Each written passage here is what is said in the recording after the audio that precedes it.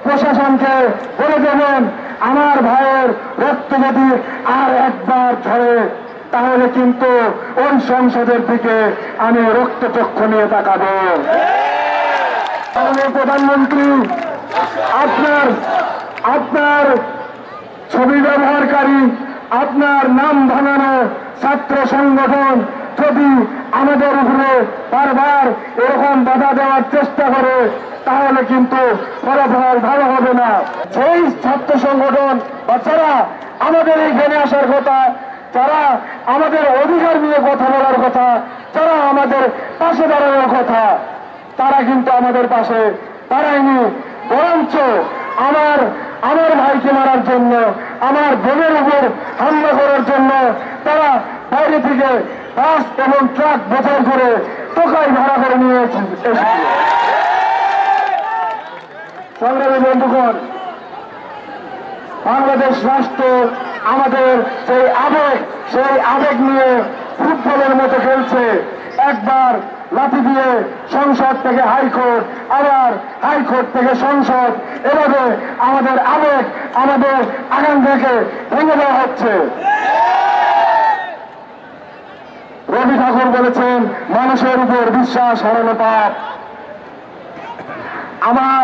আমার বিভাগের সম্মানিত অগ্রজ, আমার বাংলাদেশের কর্ণধার মাননীয় প্রধানমন্ত্রী শেখ হাসিনাকে উদ্দেশ্য করে বলতে চাই, মাননীয় প্রধানমন্ত্রী, আমাদের আবেগ বুঝতে হবে, আমাদের কথা শুনতে হবে, আপনার শুনতেই হবে। আমরা রাজপথে এসেছি আপনার পর্যন্ত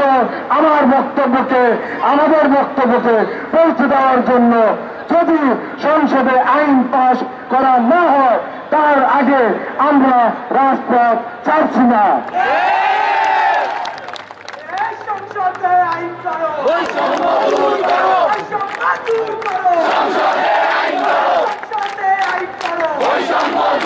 মাননীয় প্রধানমন্ত্রী, আপনার ছবি ব্যবহারকারী, আপনার নাম ভাঙানো ছাত্র সংগঠন যদি আমাদের উপরে বারবার এরকম বাধা দেওয়ার চেষ্টা করে তাহলে কিন্তু ফলাফল ভালো হবে না। আমাদের এই সামনে যারা দাঁড়িয়ে আছে তাদের মধ্যে অনেকে আছে যারা আপনার অনুগত, যারা আপনার অনুসারী। এখানে এই আজকের আন্দোলনে সর্বদল সর্বমত সবাই এখানে এসেছে। এটা কারো একক কোন আন্দোলন নয়। মাননীয় প্রধানমন্ত্রী যদি আমার পেটে কেউ লাথি মারে তবে আমি কিন্তু বসে থাকবো না, আমি আমার অস্তিত্বের জানান অবশ্যই দেব।